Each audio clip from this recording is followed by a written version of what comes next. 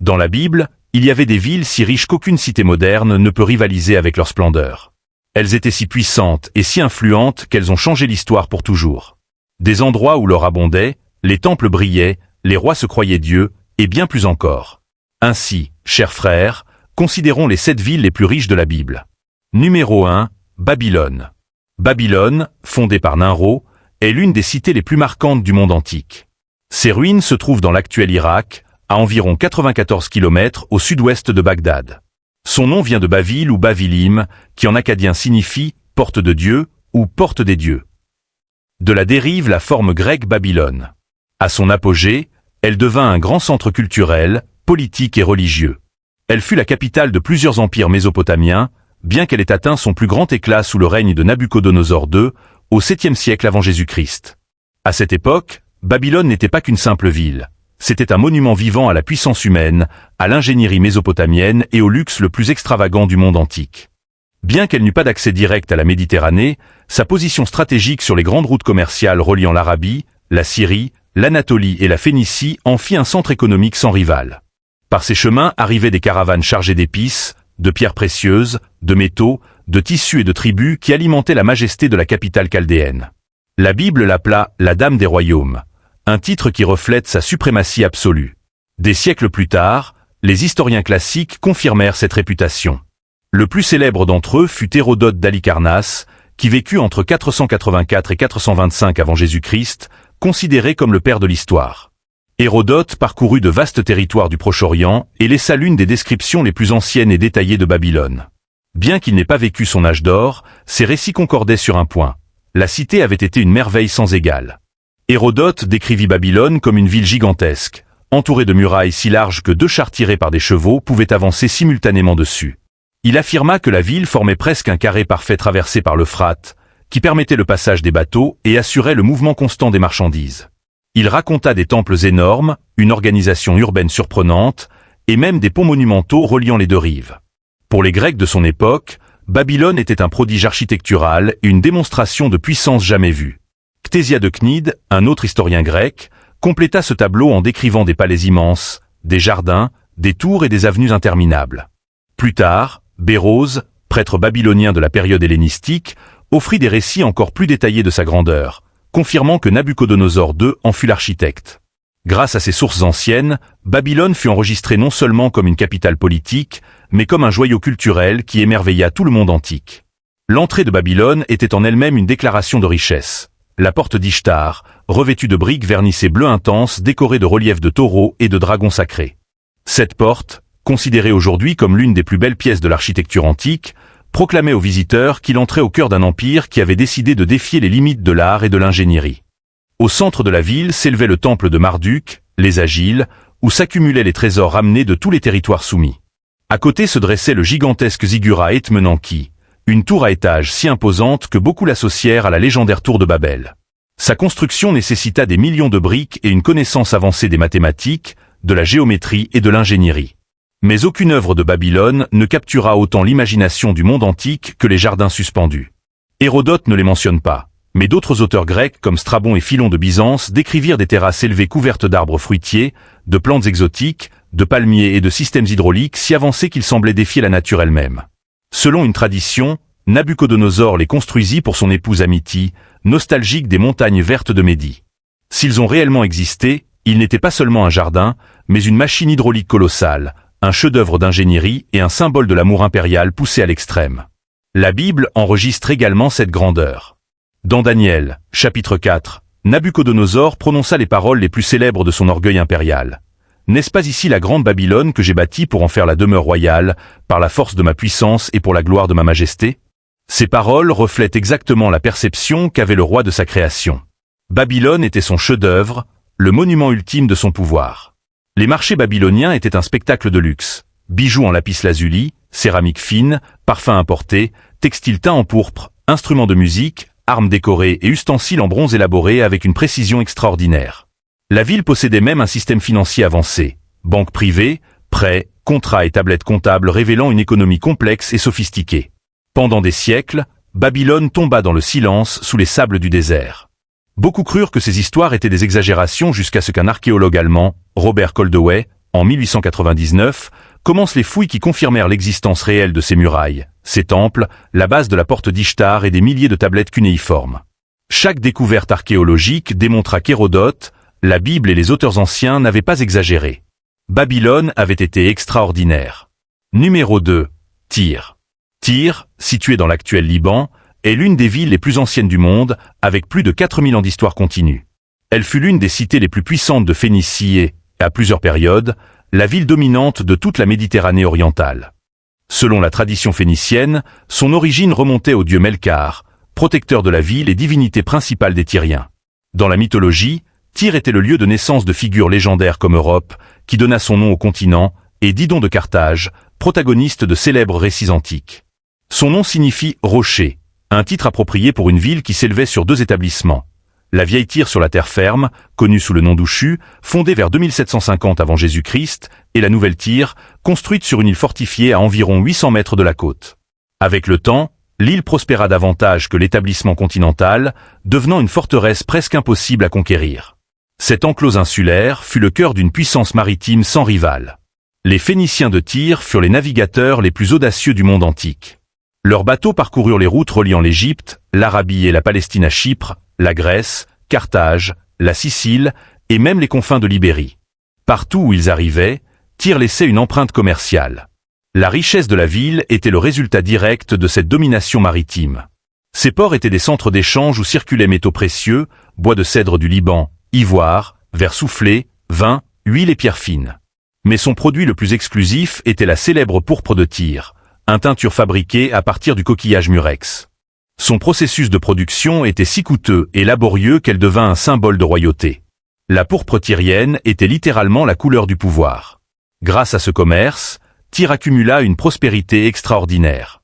Ézéchiel, chapitre 27, décrit la ville comme un « marché de peuples », un port où convergeaient des nations et des cultures du monde antique tout entier.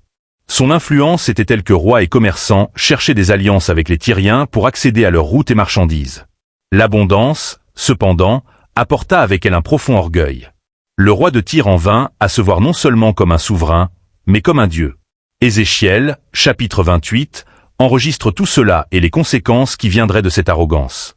Lisons les versets 1 à 10. La parole de l'Éternel me fut adressée, disant, « Fils de l'homme, dis au prince de Tyr, ainsi parle le Seigneur, l'Éternel, parce que ton cœur s'est élevé, et que tu as dit, je suis Dieu, je suis assis sur le trône de Dieu, au sein des mers, toi qui es homme et non Dieu, et qui as placé ton cœur comme le cœur de Dieu. Voici, tu es plus sage que Daniel, aucun secret ne t'est caché. Par ta sagesse et ton intelligence, tu as acquis de la richesse, tu as amassé de l'or et de l'argent dans tes trésors. Par ta grande sagesse et par ton trafic, tu as augmenté tes richesses, et par tes richesses ton cœur s'est élevé. C'est pourquoi ainsi parle le Seigneur, l'Éternel.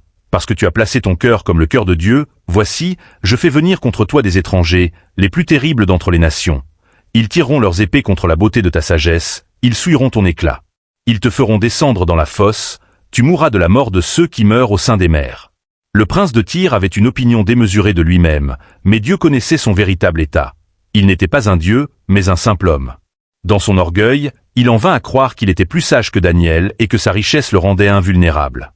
Daniel, même à son époque, était reconnu pour la sagesse et le discernement que Dieu lui avait donné. Ainsi, la comparaison orgueilleuse du prince de Tyr ne faisait que révéler la profondeur de son arrogance. Son énorme richesse alimenta encore plus son orgueil. Par ta sagesse et ton intelligence, tu as acquis des richesses. Mais son cœur s'éleva jusqu'à se considérer divin. Dieu ne le condamna pas pour être riche ni pour son habileté, mais pour avoir permis que sa richesse le corrompe. La sagesse qui lui avait généré la prospérité se transforma en orgueil, et cet orgueil démesuré provoqua la colère de Yahvé.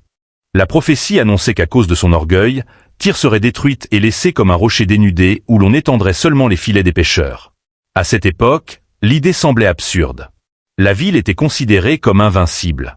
Ses murailles maritimes protégeaient l'île mieux que n'importe quelle forteresse terrestre, et les flottes phéniciennes dominaient la Méditerranée. Mais en 332 avant Jésus-Christ, le monde changea. Alexandre le Grand, dans sa campagne contre l'Empire perse, arriva sur les côtes phéniciennes. Il demanda à entrer dans Tyr pour rendre hommage dans le temple de Melkar, et les Tyriens refusèrent. Sans le savoir, il venait de provoquer l'un des sièges les plus étonnants de l'histoire ancienne. Alexandre comprit qu'attaquer l'île par la mer était impossible. Il décida alors d'exécuter une stratégie que personne n'avait tentée, construire une gigantesque chaussée depuis la terre ferme jusqu'à l'île. Il utilisa des pierres, de la terre, du bois et les restes de l'ancienne Tyr continentale, qui fut littéralement démantelée pour élever le corridor. Des mois de combat s'ensuivirent tandis que les Tyriens tentaient désespérément d'empêcher l'avancée macédonienne. Mas Alexandre persista. Lorsqu'enfin ses troupes atteignirent le mur insulaire, ils lancèrent des tours de siège, des béliers et des navires adaptés au combat rapproché. Après un affrontement brutal, Tyr tomba. La scène fut dévastatrice. La ville qui avait vécu en se croyant invincible fut rasée. Son sol fut gratté et jeté à la mer pour achever la chaussée. Ce qui avait été une île fortifiée finit transformée en une péninsule. Ce changement géographique, visible encore aujourd'hui, accomplit mot pour mot la prophétie d'Ézéchiel. Chers frères, avant de continuer, si ce contenu est une bénédiction pour votre vie, nous vous invitons respectueusement à vous abonner à la chaîne et à activer la cloche pour recevoir toutes les notifications des nouvelles vidéos que nous publierons, lesquelles, j'en suis sûr, seront une grande bénédiction pour votre vie spirituelle. Maintenant, continuons. Numéro 3, l'Égypte. L'Égypte, située à l'extrême nord-est de l'Afrique, est l'une des civilisations les plus anciennes et étonnantes du monde. Son histoire s'étend sur plus de 3000 ans, et dès ses débuts, son destin fut profondément lié au fleuve Nil. Au milieu d'un désert immense et hostile, ce fleuve devint la source de vie qui permit la naissance et le développement d'un empire incomparable.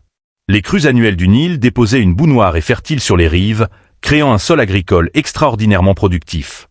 Grâce à cela, l'Égypte jouissait d'une abondance de blé, d'orge, de lin, de légumes, de fruits et de bétail.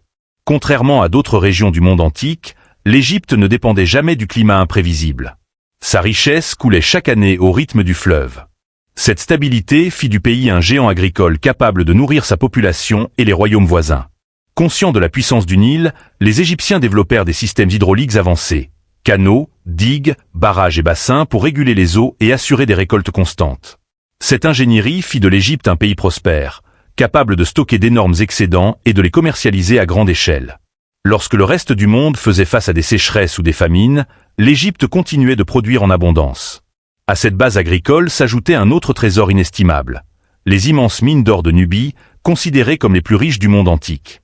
Le métal précieux coulait vers les temples, les palais et les réserves du pharaon, consolidant l'Égypte comme l'une des économies les plus puissantes de l'histoire. Des navires chargés de bois, de cuivre, d'encens, d'ébène, d'ivoire et de produits exotiques naviguaient vers le delta, augmentant encore sa richesse. Sa position stratégique entre l'Afrique, l'Asie et la Méditerranée fit de l'Égypte un pont commercial entre 3 continents. Par ses ports et ses routes terrestres circulaient des marchandises, des caravanes, des tribus, des artisans et des commerçants provenant de dizaines de régions différentes. Tout cela ajoutait de la richesse aux caisses royales et alimentait la grandeur de l'empire. Au centre de toute cette puissance se trouvait le pharaon. Pour les Égyptiens, il n'était pas simplement un roi, mais un dieu vivant, le fils de Ré, le médiateur entre les humains et le divin. Son autorité était absolue et son pouvoir illimité. Chaque temple, chaque statue, chaque obélisque et chaque monument portait son nom gravé comme symbole de domination éternelle. Sa richesse était sans rival et sa grandeur devait être visible pour les générations futures. De cet état d'esprit naquirent les pyramides, les œuvres les plus emblématiques et monumentales de l'ancienne Égypte. Construites il y a plus de 4500 ans, les pyramides de Gizeh, Khéops, Képhren et Mykérino sont des prouesses d'ingénierie qui défient encore aujourd'hui la logique. Des millions de blocs de pierre, certains pesant plusieurs tonnes, furent placés avec une précision si étonnante qu'elle reste un sujet d'étude. Les pyramides n'étaient pas de simples tombeaux. Elles étaient des déclarations éternelles de pouvoir, des temples funéraires qui assuraient la vie après la mort pour le pharaon. À l'intérieur, on déposait des trésors, des bijoux, des aliments, des meubles, des armes et des objets cérémoniels nécessaires à son existence dans l'autre vie. Chaque pyramide était un témoignage silencieux de la richesse impériale et de la domination absolue du pharaon. Mais la grandeur de l'Égypte ne se limitait pas aux pyramides. Les temples de Karnak et de Luxor, avec leurs colonnes gigantesques, les obélisques taillés d'un seul bloc, les statues colossales de Ramsès II, les trésors trouvés dans la tombe de Toutankhamon révèlent une civilisation qui a transformé l'architecture, la religion et la richesse en un langage de pouvoir. L'Égypte fut un empire élevé par la force du Nil, soutenu par son abondance agricole et enrichi par le commerce et l'or. Son héritage perdure aujourd'hui comme l'une des plus grandes civilisations de l'histoire. Numéro 4, Jérusalem.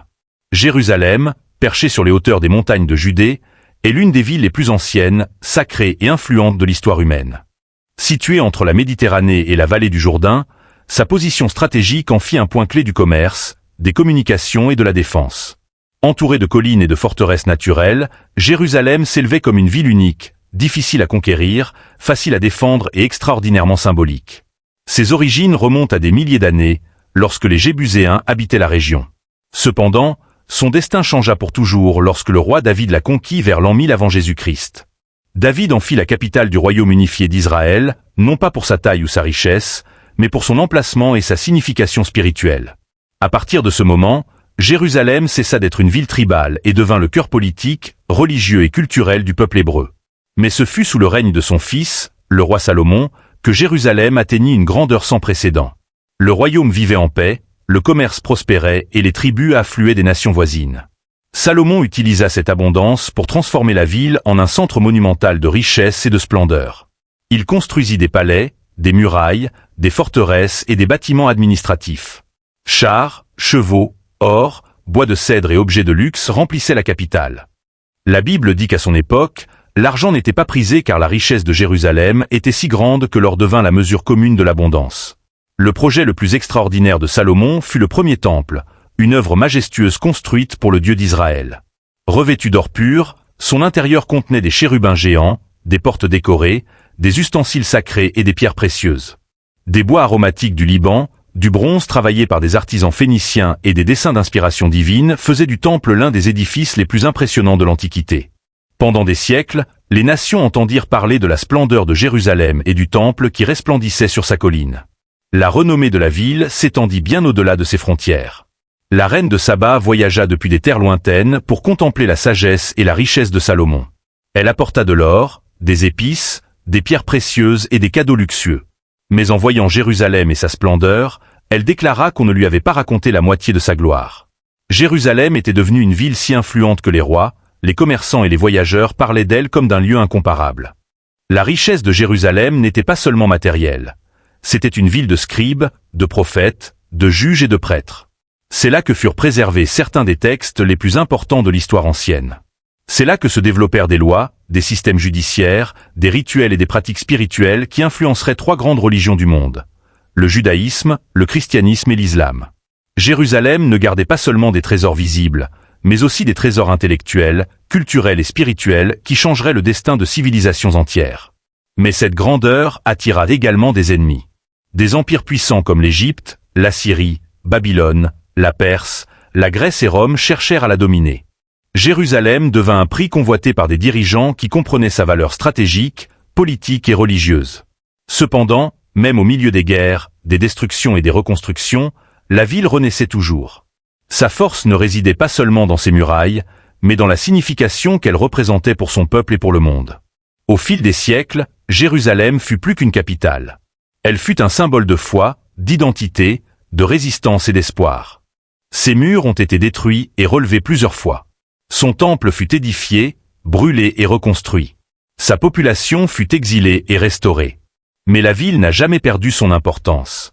Jérusalem, la ville qui devint le centre spirituel du monde antique, la ville du grand roi, la ville qui, des milliers d'années plus tard, reste le cœur de l'histoire.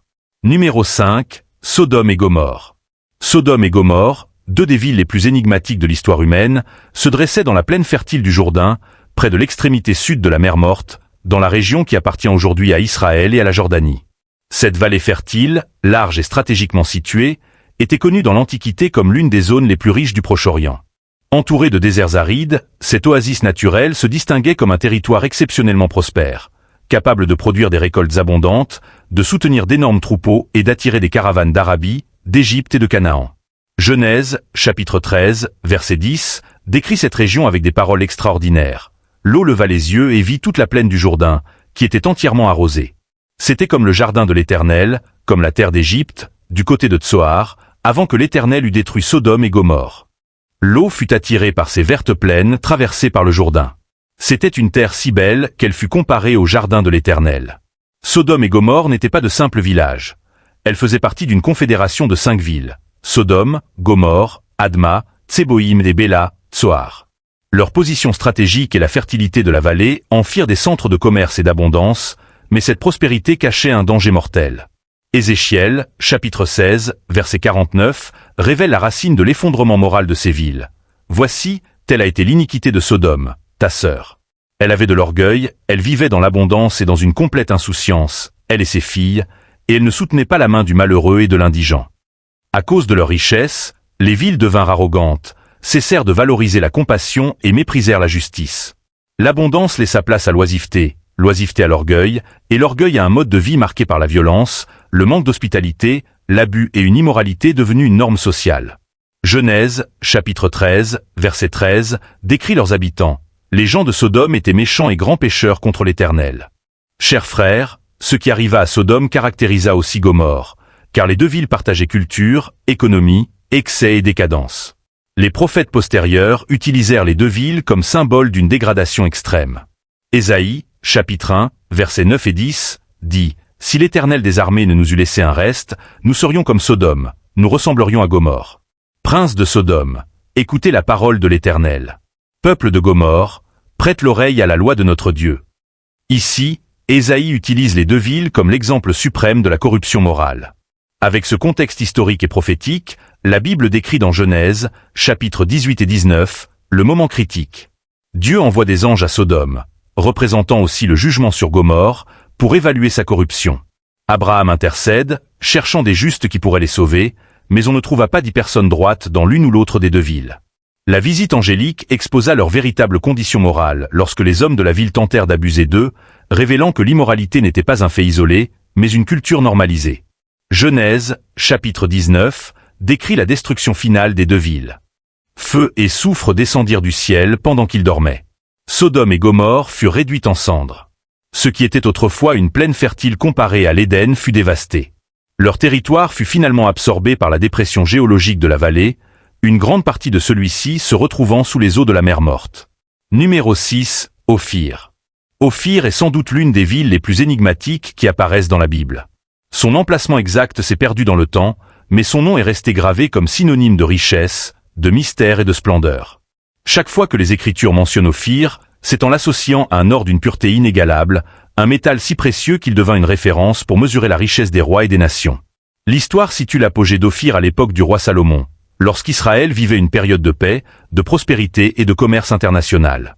Depuis le port d'Etzjongébé, à l'extrémité nord du golfe d'Aqaba, Salomon et son allié Hiram, roi de Tyr, envoyèrent des flottes phéniciennes vers des terres lointaines. C'étaient de grands navires résistants, préparés pour de longs voyages à travers l'océan Indien.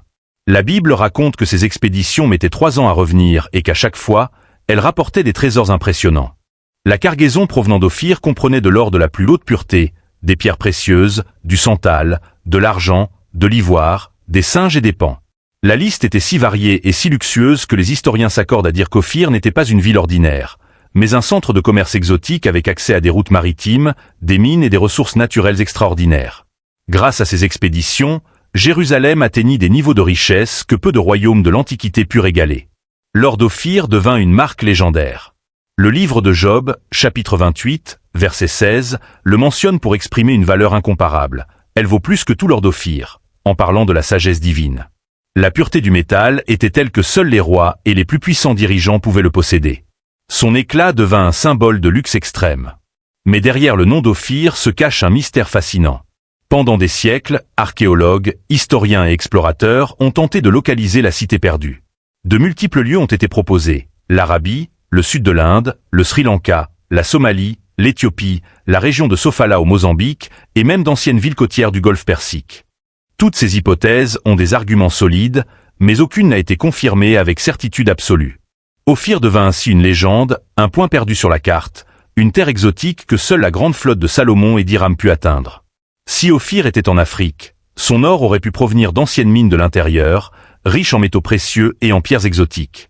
Si elle était en Inde, cela expliquerait l'arrivée d'épices, de bois aromatiques et d'animaux tropicaux. Si elle était dans le sud de l'Arabie, cela coïnciderait avec les routes commerciales de l'encens, de la myrrhe et de l'or qui fleurirent dans cette région.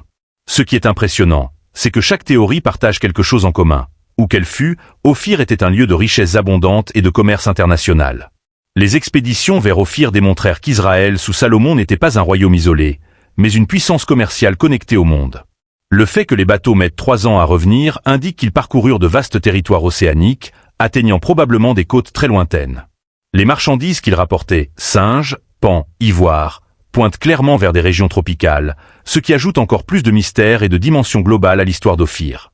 Avec le temps, la ville disparut des registres historiques.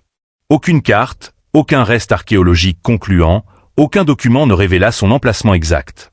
Ophir devint un écho du passé, une empreinte de l'Antiquité qui ne survit que dans la mémoire biblique et dans l'éclat des trésors qui parvinrent un jour à Jérusalem. Numéro 7. Sheba ou Saba. Sheba, également connu sous le nom de Saba, est l'un des royaumes les plus énigmatiques et fascinants mentionnés dans la Bible. Situé à l'extrême sud de la péninsule arabique, dans ce qui est aujourd'hui le Yémen, Saba fut pendant des siècles une puissance commerciale, un empire désertique qui prospéra à l'ombre de montagnes arides et de vallées fertiles. Son nom reste à jamais associé au luxe, aux parfums exotiques et à la splendeur des caravanes qui traversaient l'Arabie.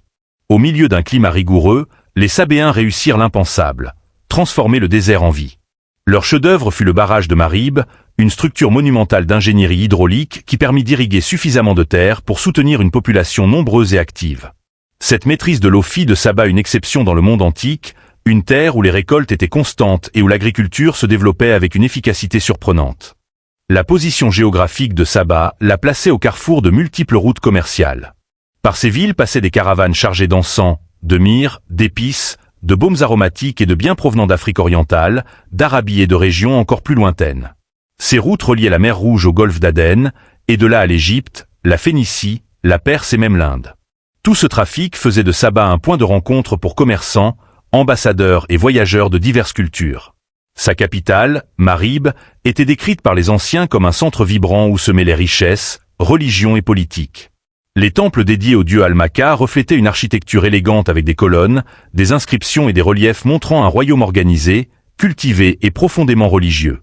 C'était une culture combinant commerce, spiritualité et une habileté extraordinaire à survivre dans l'un des environnements les plus rudes de la planète. L'histoire biblique qui rendit Saba célèbre fut la visite de sa reine au roi Salomon, une monarque puissante et curieuse qui voyagea avec une caravane impressionnante chargée d'or, d'épices et de pierres précieuses. En arrivant à Jérusalem, elle fut émerveillée par la sagesse de Salomon, son palais, son administration et la splendeur du temple. Elle déclara qu'on ne lui avait pas raconté la moitié de la grandeur qu'elle avait entendue à son sujet.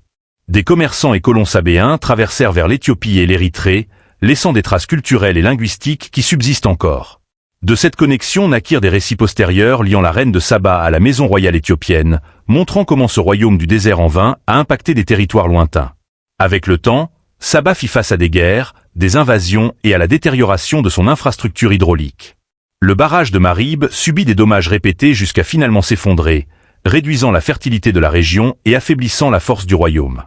Entre le IIIe et le VIe siècle après Jésus-Christ, Saba disparut en tant que puissance indépendante, mais son héritage, son prestige et son aura de mystère perdurèrent. Cependant, en considérant tout cela, nous pouvons arriver à une conclusion. Les richesses ne sont pas durables. Ces 7 villes, glorieuses en leur temps, ne sont aujourd'hui que des souvenirs de cette grandeur. Cela nous rappelle que même les villes qui se targuent aujourd'hui de leur richesse subiront le même destin. Ainsi, chers frères, réfléchissons. Les richesses sont temporaires, mais les choses célestes sont éternelles. Nous voici donc à la fin de cette vidéo. Mais avant de vous dire au revoir, votre opinion est très importante pour nous. Dites-nous quelle ville vous a le plus marqué et pourquoi. Écrivez-le dans les commentaires. Nous serons ravis de vous lire. Rendez-vous dans la prochaine vidéo. Que Dieu vous bénisse.